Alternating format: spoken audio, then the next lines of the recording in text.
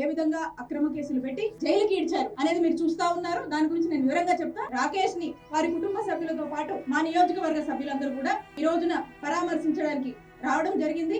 రాకేష్ కి ధైర్యం కూడా చెప్పడం జరిగింది. ఒక్కసారి మనం ఏ విధంగా కుటుంబ ప్రభుత్వం వచ్చాక చక్కటి అందమైన కట్టుకథల్ని ఏ విధంగా అల్లి అక్రమ కేసులు పెట్టి జైళ్ల పాలు చేస్తున్నారని చూస్తే ఈ రాష్ట్రంలోనే ఈ రాకేష్ అరెస్ట్ గాని రాకేష్ ని జైల్లో పెట్టడం అనేది ఒక కేస్ స్టడీ అనేది ఉంటుంది.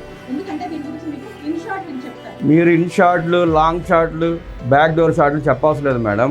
ప్రజలందరూ చూస్తారన్నారు అన్నీ తెలుసు. అక్రమ కేసులు ఎట్లా అవుతాయి? మీరు అచ్చెన్నాయుడు గారి మీద పెట్టింది అక్రమ కేసు, కొల్లు రవీంద్ర గారి మీద పెట్టింది అక్రమ కేసు, దేవినేని ఉమామహేశ్వర గారి మీద పెట్టింది అక్రమ కేసు. ఇవన్నీ పక్కన పెట్టి చంద్రబాబు నాయుడు గారు లాంటి రాజకీయ ఉద్దండుని 53 రోజులు జైల్లో పెట్టింది అక్రమ కేసు. ఆ కేసుల్లో ఒక్కటన్నా నిరూపించగలిగారా? ఎందుకు మాట్లాడతారు వాళ్ళు? మీరు ఏం మాట్లాడుతున్నారు? అవి అక్రమ కేసులు కాదు, ఇది అక్రమ కేసు ఎట్లా అవుతుంది మేడం?